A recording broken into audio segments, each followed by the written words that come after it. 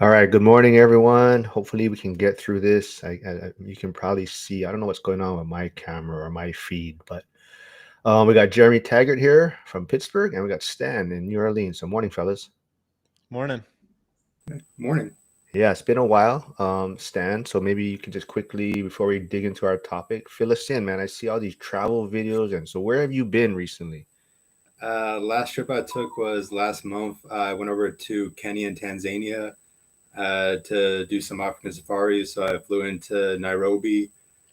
First place I went was a park called Amboseli, which is on the Kalinda Flat Plains going up to Kilimanjaro.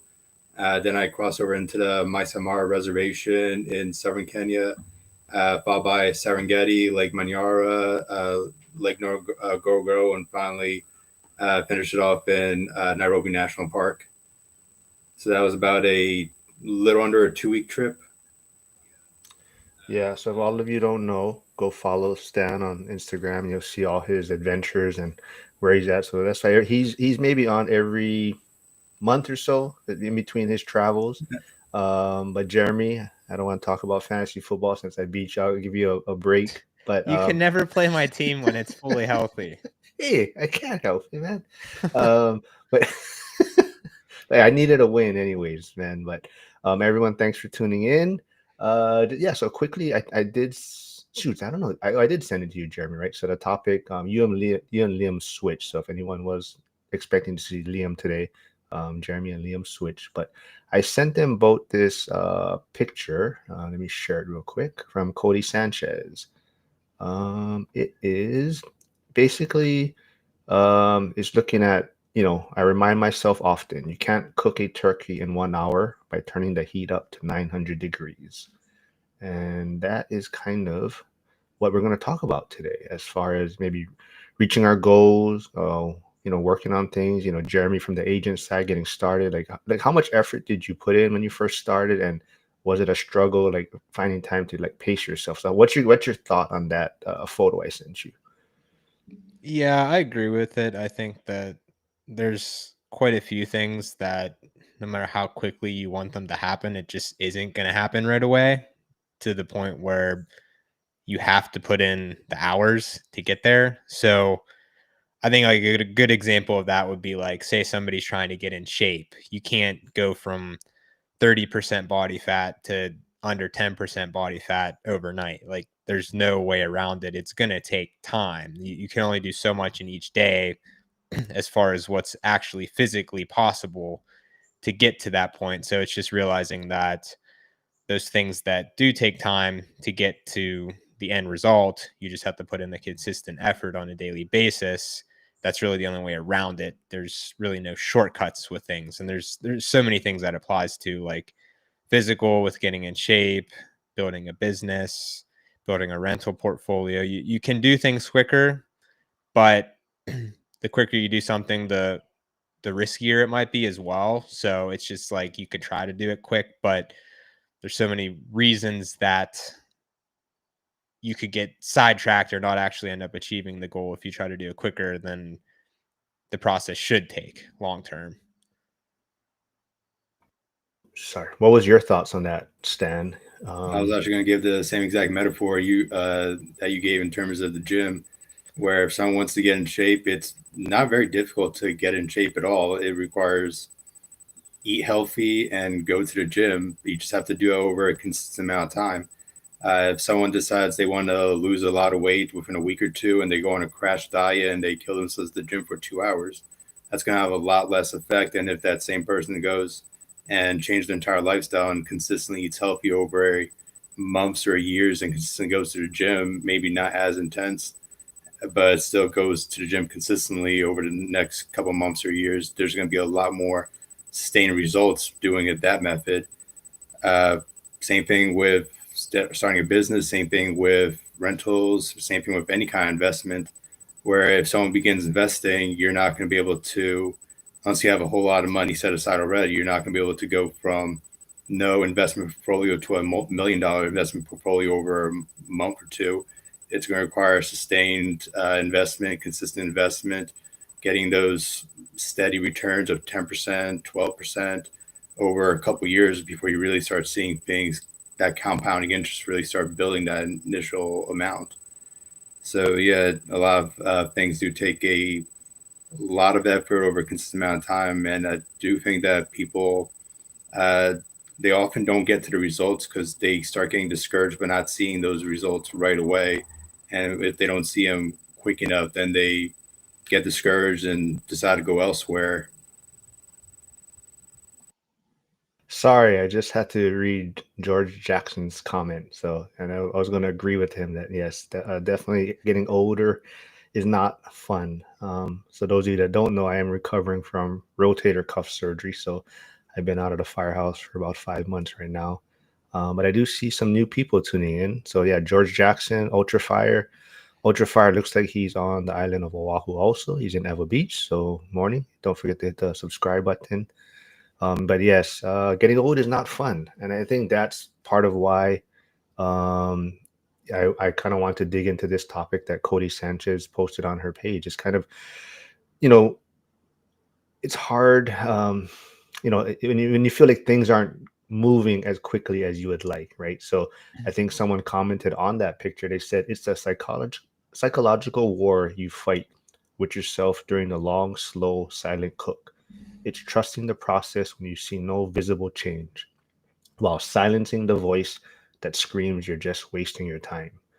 So I think that's definitely where a lot of us kind of face, right? You hear everyone else doing the long term rentals or even short term, but just you're in it for the long haul. But it's like things aren't progressing as quickly as you would like, and I think that's sometimes where some of us look to pivot or jump into the next shiny object syndrome. Correct. So like Jeremy, I think I always mention when I talk about you, you're like a 7-time house hacker, right? I mean, how was that seeing that long-term vision and sticking with that plan for you? I think looking back, it actually goes quicker than you think. So it's one of those things. If you think in days, it can seem long, but if you think in years or decades, then it actually seems shorter. So I think a big thing for me was from the beginning getting in that frame of mind to think long term and always keep the long term in mind rather than get caught up in the day to day, which is very easy for a lot of people, especially in today's world where there's a lot of instant gratification things that makes it harder to think long term. So, really, just looking back though, like I said, it ends up being quicker, just focusing on the long term and then working backwards from that and figuring out what you do need to do on a daily basis consistently, knowing that if you do that, you will end up where you want to be in the long term just by not getting caught up in the shiny object syndrome and bouncing back and forth between different things. Or even if you're trying to expedite something, you could end up like the turkey and be burnt. It's very easy to get burnt if you try to go on a crash diet or try to build, say, a rental portfolio of 1,000 units within like a year or so. There's a high likelihood that you're going to get burned as well. Or even with investing in, say, the stock market, index funds, slow and steady, 10 to 12% long term. You're trying to do like, say, meme stocks or something lot more risky, you might get there, but there's a high likelihood you won't, and you'll get burned as well. So just kind of thinking in that frame of mind, it's from a risk adjusted standpoint, it's better to go the long game, do the things you need to do, and end up at the position you want to be in after a decade or two. Great points. And even like Stan, I know, you're in the short-term rental space somewhat, and everyone out there is always saying, Airbnb is dead, short-term rentals are dead, but you're kind of like doubling down in a sense where you're kind of niching down and this is your strategy and you're becoming like the elite in your space, right? So you're also it's for you, you're not pivoting, right? Just because the market is changing. You're kind of Yeah, doubling down with your strategy and looking at it from the long haul, right? absolutely. Right now, we only have one short-term rental, so we have 8 or long-term rentals, one short-term. Uh, right now, yeah, it's definitely more competitive to be a short-term rental. Uh, I was actually just looking at our revenue for this year. It's going to be a little bit less on pace compared to last year, but it was still pretty solid revenue. But it's still all about thinking about the long term. Even if we're not getting the same amount of revenue and bookings right now compared to last couple of years when the revenue is more easy to come by, We're still learning our lessons. We're still building our reviews. We're still building our clientele list. We're still taking the good months with the bad months. So we're still learning as we're going with this. So even if this year is not as ideal as we would like, we just recoup, learn lessons, and get ready to launch into next year and see if we can somehow build or think of new strategies to still do well next year. A lot of times it's progress. It's not going to be a slow, steady upwards trajectory. There's going to be dips and valleys. You could have a couple good years, then you can have a couple bad years. You just have to learn and keep going on with your strategy. I can't remember who the quote comes from, uh, and I'm going to paraphrase this, so sorry if it's not a direct quote. But success is the process of going from failure to failure without the loss of motivation, where you just have to accept that as you're progressing, it's not always going to be a steady path. It's not always going to be easy. You just have to accept that there are going to be challenges. And you have to come up with the mindset of you're here to meet those challenges and learn from those challenges. Even if those challenges cost you money, that money is going towards a lesson that you're learning. Ultra Fire, thanks for stopping by. I see you got to head out, but you were asking if like gold and silver was like asset class. Do you guys invest in precious metals or anything else? No, I don't. strictly index funds, pretty conservative investments on the stock market, and real estate are uh, this is the main thing I'm investing in right now. Yeah, I think for me, I think it's a great asset class. It's just, like you guys, there's so many asset classes out there. It's you can't be in every one. I think that's what some people struggle with is they're in too many different places. And I think for us, as you kind of notice, we're all kind of niched into our own. Um, Real estate is probably our primary, I would say, as far as our investing class. But within that, we're doing different strategies in a sense. Let's see. There Yeah, I was. think that diversifying as you get more established and build more wealth, that can make sense, like gold and silver, just any other sort of asset class. I think that when you're building, focusing on the niche that you have the most knowledge and resources in makes sense, and then kind of diversify it after you've built the initial amount of wealth, in my opinion. Yeah, that's a great way to look at it. And Late Start Wealth, he just says he just hit 1 year in his first house hack. He said, thanks to the ORAP community, time to move out to an apartment next month. Oh, should be able to buy a quad in the winter of 2026. Feels slow, except when I look backwards and recognize. Yeah, I think that was going to be kind of my next question also. Do you think like patience is very underrated in the wealth building skill? Is that something people don't talk about enough, Stan?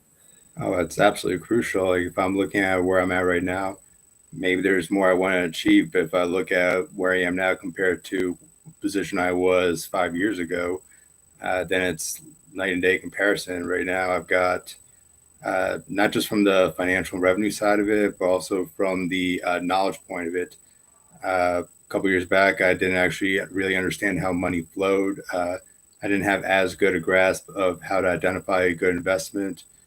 Uh, right now, I'm able to easily read a revenue sheet, more easily able to identify what is and what is not a good investment. More able to identify, okay, this property right here, this is where the potential, this is a potentially a good investment property. This one across the street is not. Part of it is just understanding numbers, but a lot of it is also identifying what aspects of a house are actually going to be current market demands. What is a potential you can see in one property versus another property in terms of uh, things you can add on to a property to increase its value at a lower cost. So there's a lot of not just pure revenue, but a lot of additional knowledge that's gained over time that not everyone really appreciates until they look back at it from what they've been learning over the last couple of years. Jeremy, you have any take on that as far as patience being kind of maybe something not talked about enough in this long-term wealth building journey?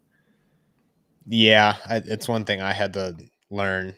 I was very impatient when I was kind of in high school and college, and I realized it was a valuable skill to kind of acquire to have success long term with anything really. So I think it's the more patient you can be, the better off you'll be being able to kind of channel that and use it to your advantage.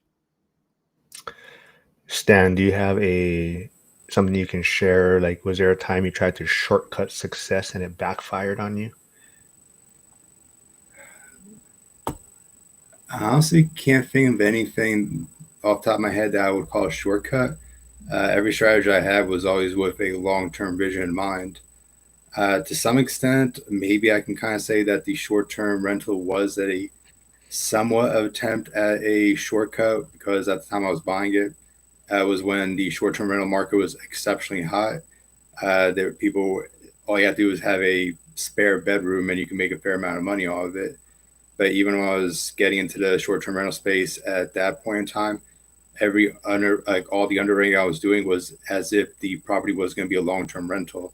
So I was making sure that I was hedging my bets and writing everything down on paper as if it was a short term, as if it was a long term, and then I still try to make it a short term. Uh, so right now, like if since the short term rental market did cool off, I didn't quite meet what I was hoping to be a couple years back when the market was red hot, but still doing fairly well. So I guess that's on top of my head. That's the only short term quick fix I can think of or shortcut I can think of. Anything for you, Jeremy, that you tried to shortcut in a way that may have backfired for you? Yeah, a couple things come to mind. I would say physically, like back when I was doing powerlifting, I would try to do too much in a short period of time, contrary to what you actually should do, and I would end up hurting myself. So it backfired from the standpoint that I did too much, pushed myself too hard, and then I ended up getting hurt, and then I couldn't train for a while. Whereas if I would have just done a lower amount of volume over a longer period of time, I would have ended up ahead in the long run instead of trying to make it quicker. And then same thing I would say on the investing and business side, taking on too much at one time to the point where it didn't necessarily backfire on me monetarily, but mentally it did, to the point where I didn't even need to kind of go that quickly with some of the things. And I ended up regretting it because I was a lot more stressed than I maybe needed to be, to the point where I still figured it out and got the stuff done. But in the long run, those short term high stress situations I could have prevented from actually even being in those situations in the first place by just kind of doing things more slow and steady, and still be able to kind of end up in the same spots in the long run. So those would be kind of the two things that come to mind for me as far as trying to do things quicker and it coming back to haunt me basically in different ways. Yeah, so even like I think it was last week, I had Cody Davis on and Brandon Potts, and we are kind of talking about ethics or being ethical in certain things that you're doing. And I think that also comes down to, like, whatever your long-term vision is, you possibly could do it quicker, or there might be a shortcut or faster way, but are you also compromising your method, maybe, or your long-term method, or your original vision on how you want to do things? And even ethically, are you going to compromise something in that sense, right? So I think that's the struggle too, is balancing that standpoint, right? Because I think once you start doing it, you do realize there's ways that you could probably get it done in a quicker time frame. But what are you willing to push the envelope, in a sense, right? Yeah, there's Um, always a give and take with everything. You give one spot, take in another. So it's weighing both sides of it rather than just the one. Yeah, like even like you're talking about working out, right? Are you, performance enhancing drugs, right? Is could be an option, right? To speed up your gains or the results. But where does that fall in your? Is that compromising your ethics or what you believe in, right? Yeah, or the long term negative Yeah, side effects of like that yeah. scenario.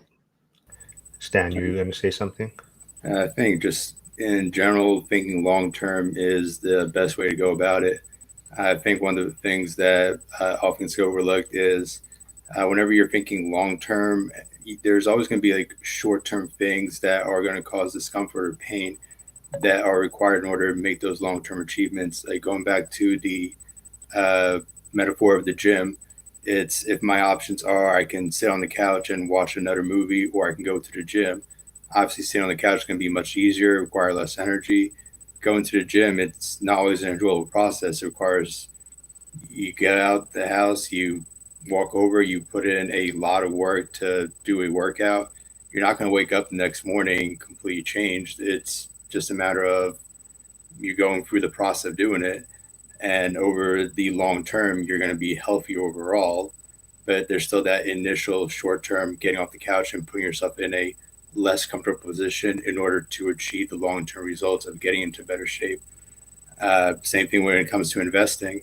If someone's choosing to contribute to a 401k, contribute to a Roth IRA, or contribute just to a private investment account, if they're doing it consistently, that means that every single month they are voluntarily giving up $500, $600, $1,000 out of the revenue they made for the month and setting it aside as an investment. So you're intentionally making your life harder at that month by depriving yourself of a certain amount of revenue that you earned in order to build up an investment portfolio that's going to grow over time and be a larger benefit to you 40 years down the road. But there is still that initial discomfort that you need to be willing to accept and keep thinking long term of, yes, I'm intentionally making myself less comfortable today so that tomorrow will be more comfortable.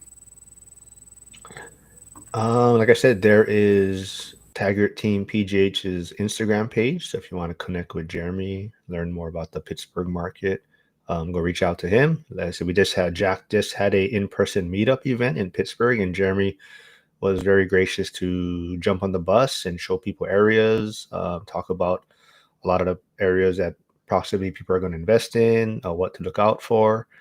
And there is Stan's Instagram page, and if you want to see where he's been traveling and all his adventures, but go check that out. But quickly, Jeremy, how was the event? What did you think of that? It was good. I think very helpful for people coming into town because they got to see all the different areas and meet up and meet everybody in person. And Jack had some speakers as well, um, that gave some good information. So yeah, I think it was good overall as far as giving people a better perspective in general on the Pittsburgh market and investing here for sure.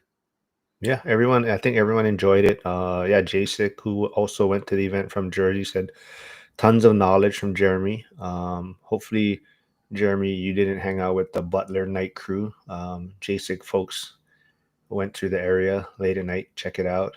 Mm. But they had some fun there. But I think that's the area they really like. So they're actually looking at that area. But I want to kind of maybe let's see. Hyder says motivation fades, discipline is steadfast. Discipline is greater than motivation. Yes, very great point. So I want to do a little maybe pushback on, um, patience and whatnot. How do you know when it's not being procrastination? Like when, because sometimes speed does win, right? So even Jeremy from like the agent side, sometimes maybe you present clients with a deal, and they're taking not necessarily taking their time, but they're trying to run the numbers and kind of evaluate things. When sometimes just like you just got to know if it makes sense and pull the trigger, right? So when is it kind of a, like you said, how do you balance that if it's being detrimental, I guess, to your goals?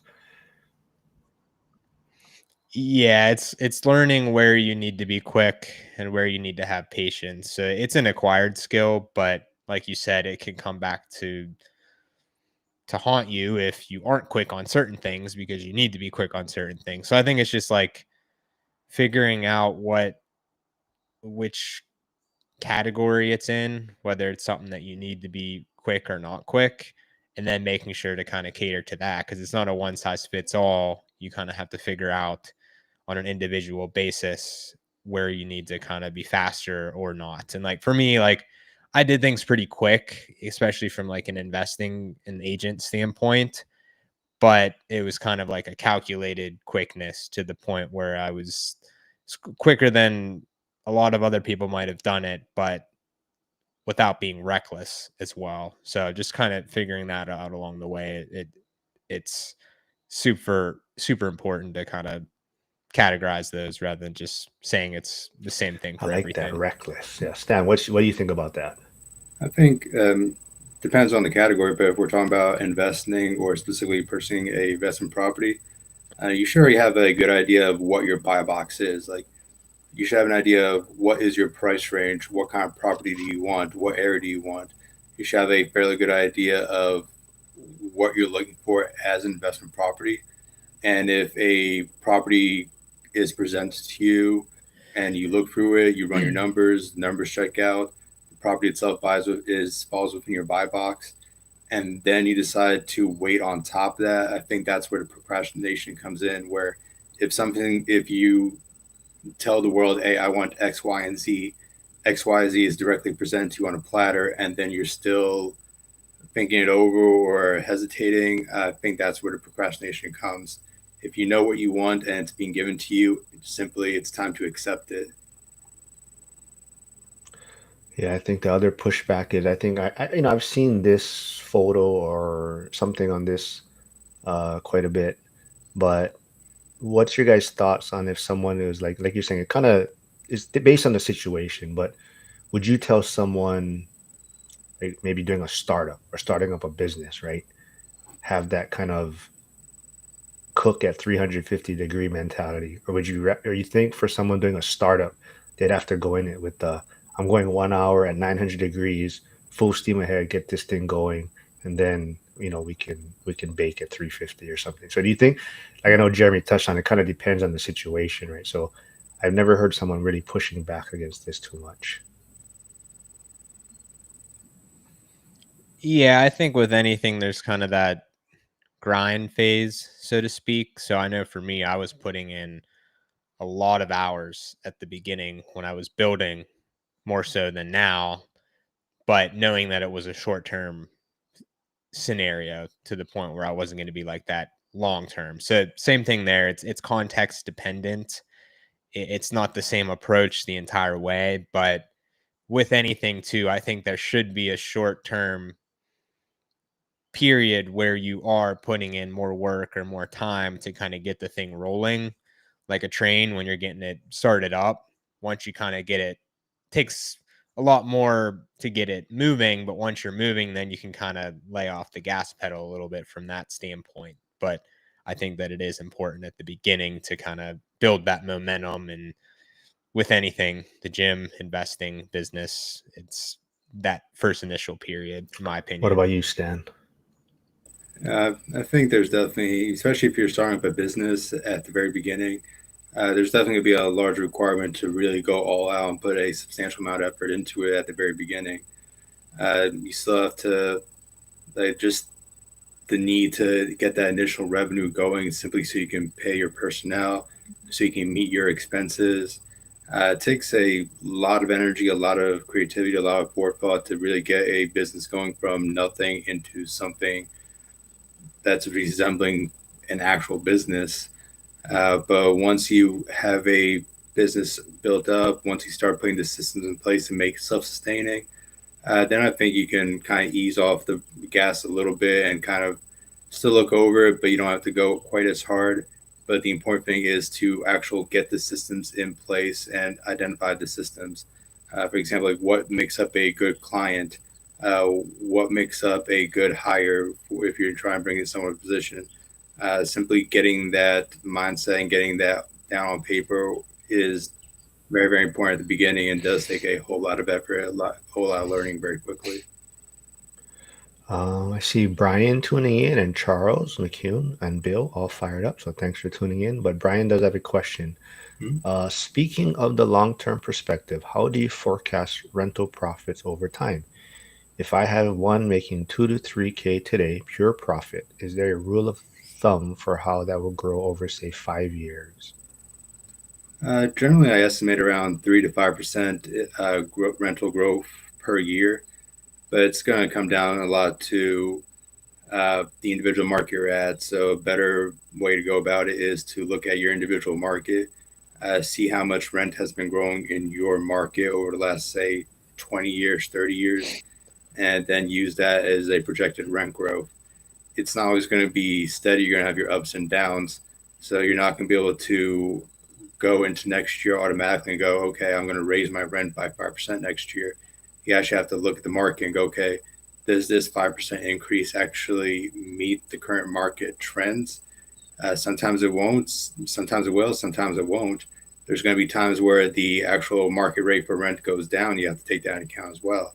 If you're looking at your comps, you're looking at your competitors, and last year you were charging $2,000, but all of a sudden rent this year seems to be 1,800 for something in your area. Yeah, it's gonna suck because you're gonna lose revenue, but you are going to lower your price down to whatever the market is.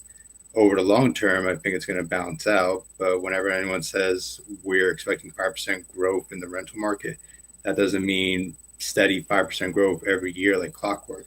That means that you'll have some bad years like this year where maybe it's going to be a 5 or 10% drop, but then you have 2022 where rent went up by 10 or 20 or 30%. So overall, it's going to simply average out, but you still have to look at the actual market and make sure that whatever you're charging is in line with the market. Jeremy, any takes from you? Because I know Brian is one of your clients, so maybe he's trying to pick your brain a little bit on this. Yeah, in terms of rentals, I think it depends on the specific neighborhood and the specific property. So, say a C class area where it's mostly lower income tenants, maybe it's a neighborhood that's a little farther from the major job centers. Something like that, I would budget less on rent growth, appreciation compared to say an area that's in the city. It's already decently established, but it's kind of gentrifying to the point where it's going to turn into a well-established neighborhood just because you're seeing a lot of investment in that specific neighborhood. That I would say would be kind of above average in terms of rent growth and appreciation. Whereas, say you're already in an established neighborhood, that might be less risk, but you know you're going to get that steady 3-4% in both appreciation and rent growth. So I would say those would be the three is kind of the low end, the high end, and then the middle ground, the up and coming neighborhoods, which I like a lot as well, because it's kind of like you can get into a neighborhood where you know that it's already kind of got that momentum going. You can get above average growth by getting into that neighborhood now, knowing that there's still a little bit of risk. The neighborhood might go backwards, but you've seen enough to the point where it's a pretty good bet to make at that point in time. So it kind of depends. Like my own portfolio, I have the low end, I have the high end, and then I also have the middle ground. So something like that, if I were to have to kind of guess on the growth rates for those, then that's kind of how I would approach it. And then in terms of say amortization, principal pay down, you know that that's going to get better over time because say you have a 30-year fixed rate loan, you're getting more principal pay down in year 5 than you are in year 1, and that's something you actually can put an exact number on. So those would be the kind of the three big things as far as rentals getting better over time is the amortization, principal pay down, the rent growth, and the appreciation. Neighborhood, even property specific, say like a converted single family house into a multi with shared utilities in a C class neighborhood, that's not going to appreciate as much as say a side by side that's built newer in a better neighborhood. So even a property type, I would say, is dependent on the property, the quality of the individual property that'll dictate the future growth as well. And that's something that I've kind of seen play out on the agent side and on the investor side that I didn't necessarily think about at the beginning. I was more so just looking at like the day one cash flow, but now I factor in those long-term potential upsides for all of that I just mentioned in my own investments and advising clients as well. Great advice. So Josh Burdick is asking, what market is Stan in? In Louisiana, I've got a couple properties in Lafayette, Louisiana, which is kind of a smaller town in Cajun country around central Louisiana. And then I've got properties in slash units in the New Orleans proper area. Uh, New Orleans has been getting hit kind of hard the past few years, Insurance has hasn't been it? like the primary At least thing from what that's I've really seen. been hitting us extraordinarily hard. Where the first property I bought within New Orleans happened right after Hurricane Ida, did a lot of damage. So because Hurricane Ida came in, a lot of insurance companies became illiquid and they had to draw out, which meant that the initial the insurance companies that were still left really began upcharging. So when I first bought the property, it was right after IDA. The initial insurance was $12,000, which at the time I bought that was considerably because it was a lot more than the other properties I had in Lafayette. But within 1 year, the insurance went from 12,000 to 20,000. So yeah, right now Sheesh. insurance is definitely the primary thing that is damaging both investors and private residences. Primary, primary residentials here within New Orleans is all properties are really getting a high uptick in insurance costs. That's crazy. Yeah, I could think that, say somebody buys even a primary residence that's kind of at the Yep. top of their debt to income budget, and then that their insurance doubles, they can't afford that anymore. So they're probably selling the property because they just flat Oh, out can't afford the absolutely. And payments. with insurance, having the insurance go up by 10,000 is a lot more substantial than a uh, home cost going up by 10,000. That $10,000, if you're getting it financed, is going to be amortized over 30 years. Insurance going up means it's the cost going to get amortized over 12 Right months. away. So, Yeah, so that's you crazy. can having a house go up by $10,000. That means that you're going to be paying maybe an extra $100 over that 30 years. But the same $10,000 is going to mean that your insurance is now your monthly cost and your mortgage is now going to be $1,000 higher each month. So it's a very substantial effect that hits people's pocketbooks very hard in this area. Yeah. And then tax reassessments too. I'm sure that's happening Absolutely. there as well as the rest of the Yeah, the country. tax assessment it's definitely has an effect, but I think just because the insurance has such a larger effect, the tax assessors are don't really get as much coverage. It's if people are comparing, oh yeah, my tax bill went up $100 for the year, compared to oh my insurance went up by $10,000 for a year. One's definitely going to have a lot more spotlight on it than the other. Yeah. Brian kind of follows up with, I think the hard thing to think about is right now with 2K, I need 50 to 100 units, which is daunting. Don't think about it as needing 50 to 100 units. Think about it as what is your next property that you want to get. Like, is the next property you want going to be a commercial multifamily with 10 units? Is the next one going to be 4 units? Just kind of worry about one property at a time. And then when you look back at 10, 20 years from now, then you can start judging, okay, did I get the amount of units that I wanted? But the primary goal should always be like focus on whatever the next task ahead of you is. Focus on the next goal, just like we were talking about earlier with any kind of investing or working out. Like, don't focus on losing 30 pounds or being able to lift an extra 100 pounds on your bench press. Focus on the next time you're going to the gym and getting the correct workout at that next gym session. Worry about the goals, like worry about the task in front of you rather than directly worrying about the tasks that are going to be 20 years from now. Definitely set in place ideas and process to get you to the 20-year mark, but always keep an eye on the task in front of you and just keep building on it. But is he saying he needs so 50 units making 2K each a month? So like 100K a month? I don't know. Might have to clarify this later, but 100K a month, that's not bad revenue at all if you can get to there. well, yeah, that's I'd what I'm take saying. it. Yeah, I take, but that, I mean, shit, I don't know. You're balling, I guess, every month. I mean, I don't know what kind of lifestyle you're living, but You got to keep up with the Kardashians. oh man. But Charles McCune does have a great point here. He says the more you are comfortable in your knowledge, the quicker you can act up or down. And I think I was listening to a podcast yesterday, Graham Stephan, the Iced Coffee Hour. I forgot who his guest was. His guest was a realtor, I think, but I guess he, Is it the yeah. So Oppenheimer he's a what? guy? He had a TV show. They had a I think he's one of the yeah, but I owners of the think brokerage.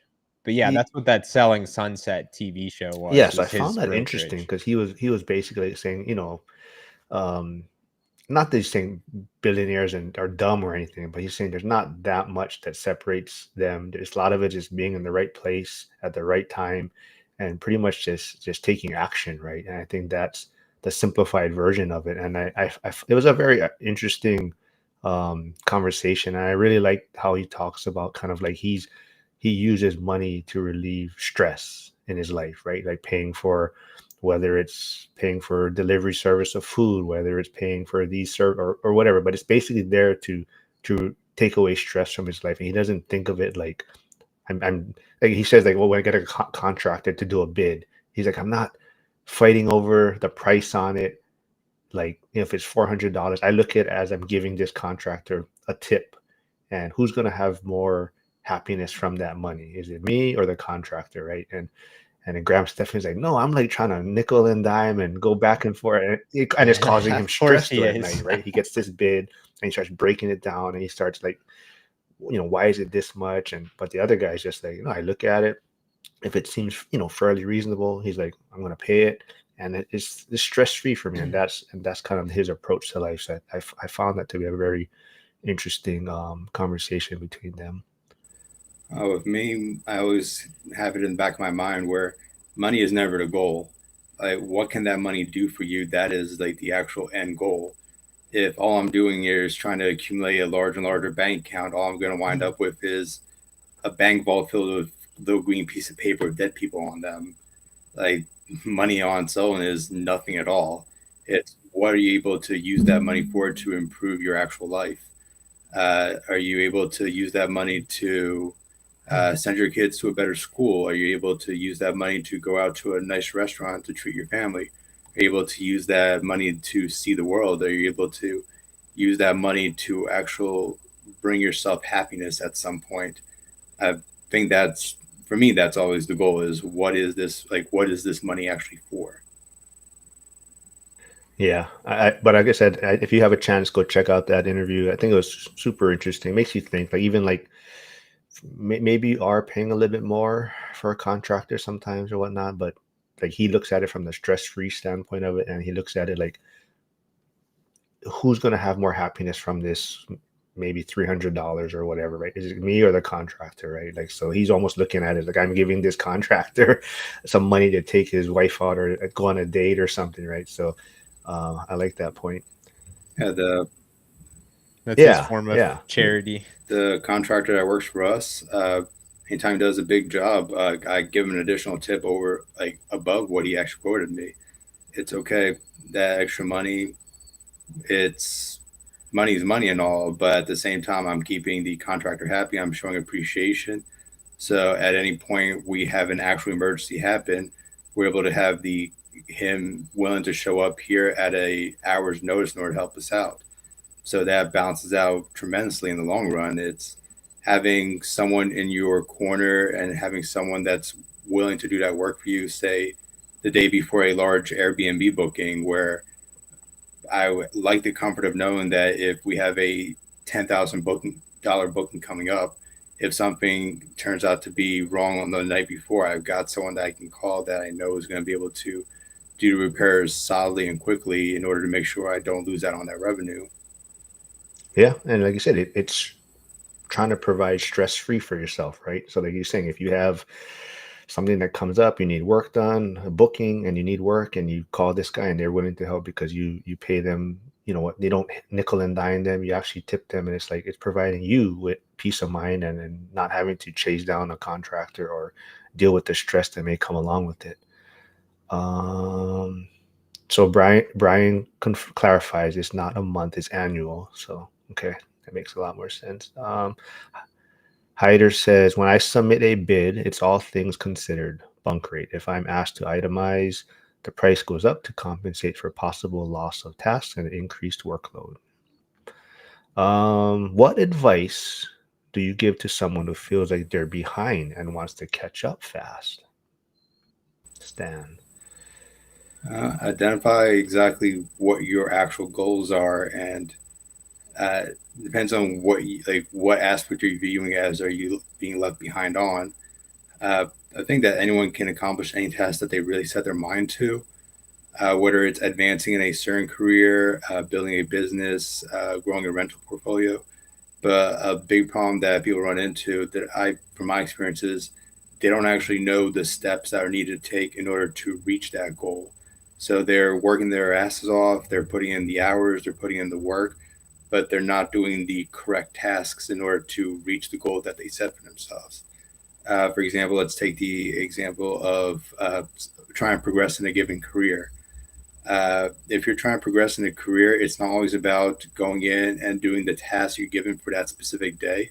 If you're happy with your job and you just want to stay in that specific job for the rest of your life, then that's fine to just go in there and do those specific tasks over and over.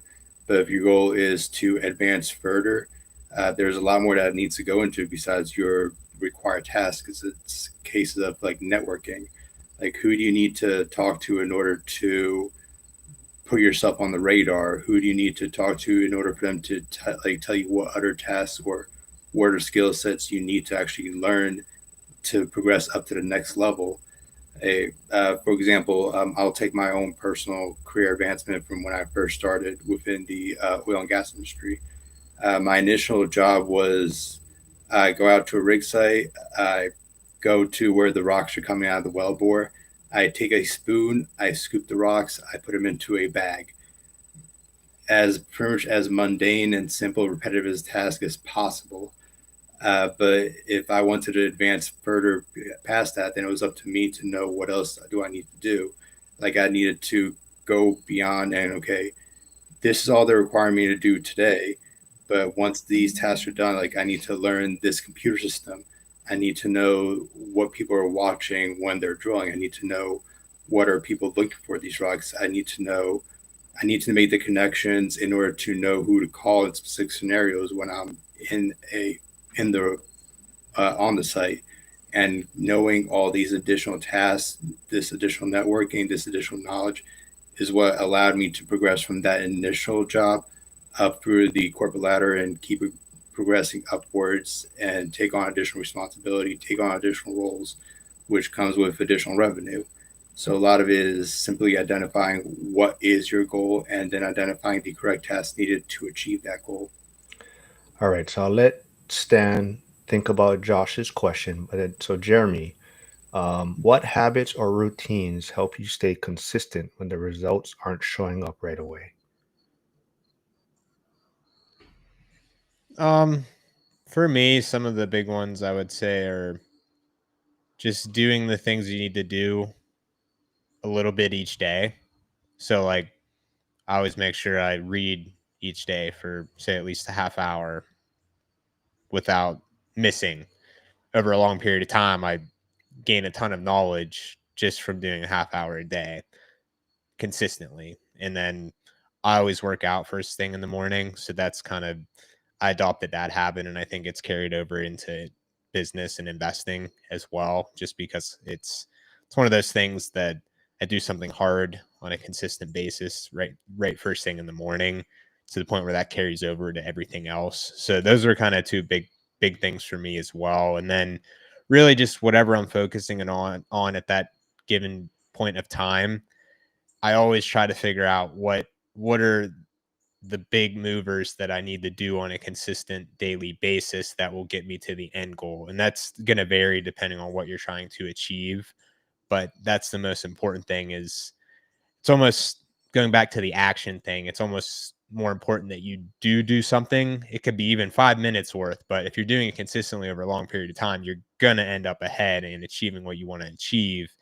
If you're doing the right things consistently, no matter how much time you spend on them each day, as long as you're doing them each day. So it's just kind of figuring out, the main thing is figuring out what you need to be doing, and whatever it is, I mean, success leaves clues. So you could probably figure out what you need to be doing by doing a little bit of research online. At this point, everything's available online, and tons of successful people are posting the process that they either are going through now or they went through to get where they're at. You can basically just copy what they're doing, cater it to your life a little bit, but this process is generally more or less the same. And then just working backwards and making sure you're doing those things on a daily basis. And that's really how I've approached everything as far as achieving my goals. And just making sure that the consistency is there is the big thing with whatever you're trying to achieve. I definitely Yeah. agree with everything you just said in terms of success leaves clues. That's why I'm also a very huge advocate for networking, especially within the real estate sector. You have the one rental at a time community. You have every single major metropolitan area at this point has their own real estate investing association branch. Simply going out there and networking and meeting these other individuals who have achieved success within real estate, whether it's as a real estate agent, a contractor, simply an investor. Uh, Most of the time, they're more than willing to share exactly what were their daily habits, what were their daily goals, how did they achieve what they did. Then you can simply copy their like maybe it's not gonna you're not gonna be able to directly copy them step for step because it is a different market, but you're still gonna be able to take a lot of what they did and apply it to your own journey. And if you do the same tasks and habits that they did in order for them to achieve its success, there's a much higher probability that you'll also be able to achieve the same or relatively similar success. So I think networking is definitely an undervalued skill set and a requirement. Simply go into these meetings on a weekly basis or monthly basis or a consistent basis. Make the meet those people, learn what they did, simply get to know them as people as well. That you have an unlimited supply of knowledge there, as well as potential business partners in the future. All right. So Stan, Josh asked, what country does Stan find the most interesting on his travels, and has he thought of investing internationally? Definitely consider investing internationally. For me, it would require me to really get to know an area very well because I think that real estate is extremely localized. Where even if I'm investing within New Orleans, I know what neighborhoods to go to. I know what neighborhoods are up and coming. I know which ones present more risk. I know which ones are solid. So getting to know an area is very crucial. So you identify what investment strategy you need. So I definitely would be interested in doing international investing, but it would require me to have a network set up within that country already. So I would need people familiar with real estate in that specific market, in that specific city, people that are able to do data management. I want a boots on the ground team. So I would need a full team set up before I begin looking at actual uh, purchasing the actual property where I'm putting my money on the line now. As far as place I've found very, very interesting, so far I've got to pick my top two cities in the world I've been to. Uh, it's hard for me to put them in order, but Rome is one of them and Tokyo is the other one. They're both extremely different, but they are both absolutely amazing in their own right. Like when you go into Rome, you're simply wandering the streets, and like every 10 yards you walk, it's another historic building. Like I was just walking down the street randomly, going down a random set of stairs. I looked behind me, I realized that was the Spanish Steps. I go a little further, and I realized that hey, this historic building it was the home of this person, and like the amount of history is just everywhere. Like every single building is marble with inlays and gorgeous architecture. Everything is just so historic, so pristine. And then you go over to Tokyo, where it's the absolute opposite, where it's like there's still a lot of traditional aspects of Tokyo, and they preserved a lot of it within their temples. But at the same time, it's just like this ultra amazing metropolitan area that has just about everything. Where it's like New York times 10, where you have just commerce on top of commerce, buildings on top of buildings, businesses everywhere. There's just like this constant uh, vibe of things going on, constant things happening, where anything you can think of, you can probably find within Tokyo. So just wandering those streets and experience the just the hustle and bustle of Tokyo was incredible as well. Jeremy, have you been to Rome or Tokyo? No, I haven't been anywhere So I international. know Jeremy is a big what national parks, right? That's kind of your thing, right? Are you trying to hit all these national parks? Like there's a goal there, right? Yeah, we want to hit all of them. So that's kind of been the focus as far as our traveling. We've hit about half of them now. So we're gonna hit all those and then probably start doing like international That's stuff what I actually later. did for the first 10 years after college was hitting up I didn't get to all the national parks, but I got to most of the major ones by now. Uh, but it's a great goal. Like I love the national park system we have here in the United States. Some of those parks are absolutely pristine and gorgeous. But once I Yeah, just got to the point where I've seen most of the ones I wanted to see, so that's the main reason I started expanding internationally, just to see something new. yeah, and I want to do those when we're younger too, especially because we got a lot of them out of the way Yeah, pre-children. So when we have the no, energy to do all the absolutely. hikes and stuff, and when the And kids Some get of Liam, the here, hikes so I went on those national parks, they were not easy. Like did half yeah, Dome in yeah, exactly. Yosemite, the So Narrows of Zion. Like a lot of those hikes are like 12 to 14-hour hikes per day. They're worth it. They're amazing. I would happily do them again, but someone tells me it's going to be a lot harder to do that when I'm 60 and 70. yeah, exactly, yeah, that's why we figured we would do that when we're in our 20s and 30s, and then we could do the more laid back city stuff and later. Liam's going to be So joining me tomorrow. But where did he just go again? Where did he just travel to, Jeremy? they were Okay. in Greece That's right. for the honeymoon. But yeah, Yeah. J6 says sprinkle of Goggins motivation in the morning to get you going. And I'll let you guys answer this. So Josh is asking, are you guys both going to Vegas? So I'll let Jeremy go first, and then Stan can answer. Planning. Yeah. Just gotta get the I tickets. won't be able to make it. I believe it's February again. Yep. Yeah, February 14th, 15th is the actual event days, but the same President's Day weekend. which is also Mardi Gras here. So for me, I can never actually leave New Orleans during Mardi Gras. A, it's just such a fun time here in the city, but B, we have our Airbnb, and that's by far our busiest season. So as much as possible, I try to prioritize staying around this area during Mardi Gras. You gotta test out your system though. So you gotta test out doing it remotely, managing your Airbnb. Oh, we Um, mostly do. Like for the most part, people get checked in very well. But it comes down to like the amount of money that people are spending in order to come here for Mardi Gras per night is astronomical. So most of the time they don't really bother us. They check in. It's mostly automated, but we're trying to make sure that we give them like above and beyond the normal experience. So like if they need anything at all, we want to be there and willing and waiting to help them out as much as we can. Like they're probably spending, like I don't want to get into the actual per night basis, but it's a hefty amount per night. so yeah, Jeremy, Liam, and Alex, as of now, are scheduled to come to the event in Vegas. So anyone interested in investing in Pittsburgh, things like that, check them out. They should be as of now. I think Jeremy may not because he's expecting a child at the end of the year, I believe. So I have a feeling Jeremy's going to be on the fence if he actually comes. I That's got what the I'm saying permission as of as of now, now. so Hormones barring, change. yeah, you never Uh, know. but Hyder does say he's scheduled for lunch with his pops and also city council meeting tonight. Both are to move safe streets now for it. Yes, so something Hyder is working on. So awesome job. And also Hyder's also working on like seller finance possibly. So that's interesting. But Flavio does have a question. So he said, are you guys struggling to find tenants here in his area, which is Grandview, Washington? He says it's getting hard. So Jeremy, what about you? What's your thoughts?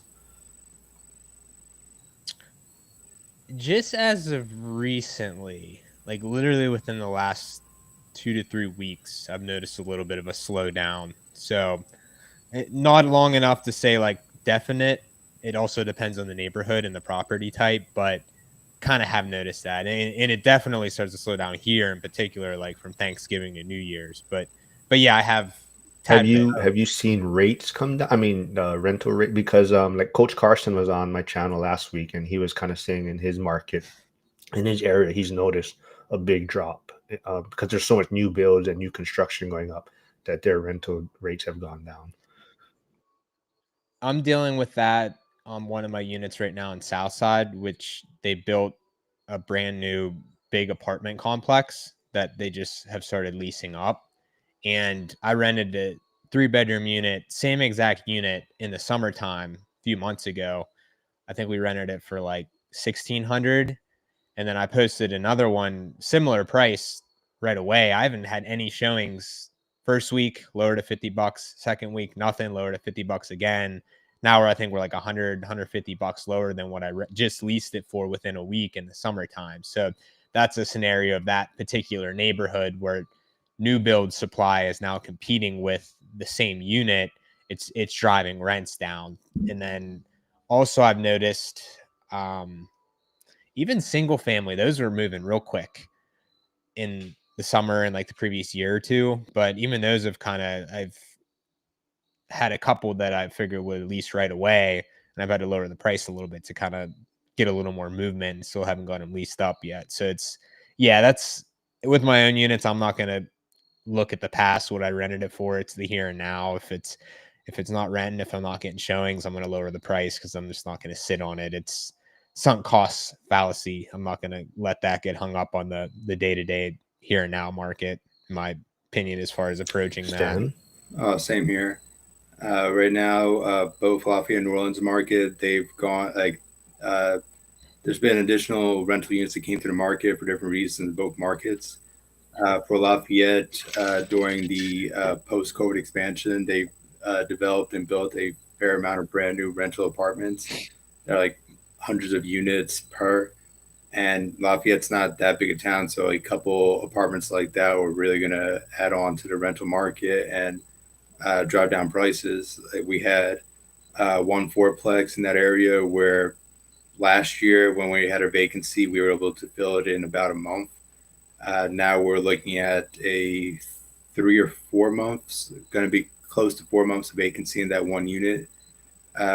Normally, if we're self-managing, we'd probably be able to fill it up quicker.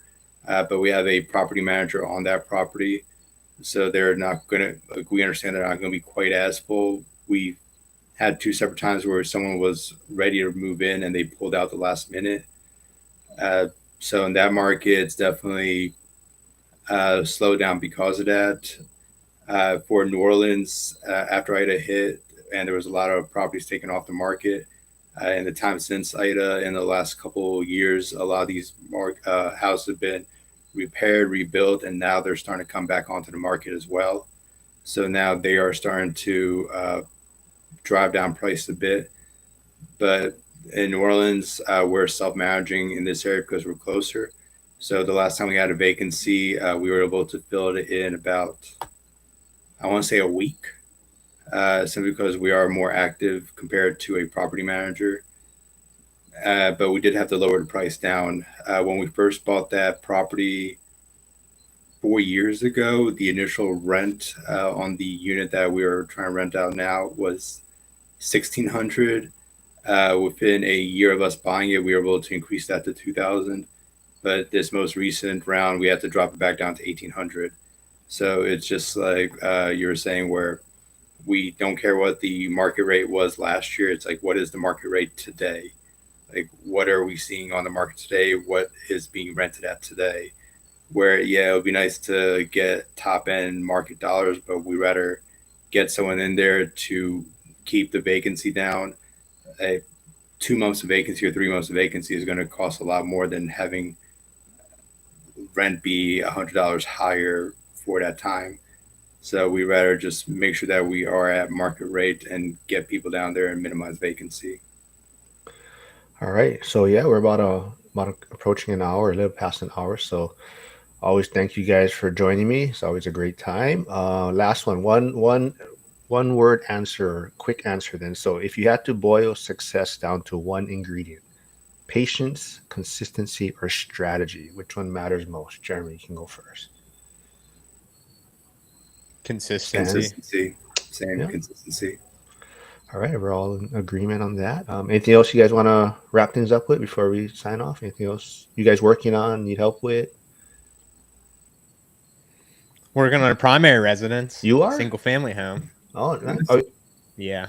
We have it under contract now. We're just going through the inspections. I'm learning a lot about septic because it has a septic.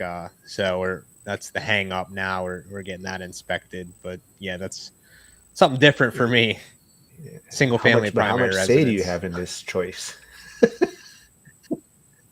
We're kind of right on. Yeah, we're 50-50 with it. It's kind of Yeah, something that meets all of our boxes as far as what we're looking for. So that's Stan, good. anything you're working on? No, right now I'm just kind of have another large networking event that's going to take place next week. But besides that, looking forward to the next trip to Patagonia in December. So ready to get back out there and start traveling again. Yeah. And other than that, if anyone ever is in the New Orleans market and is looking for an Airbnb, look us up.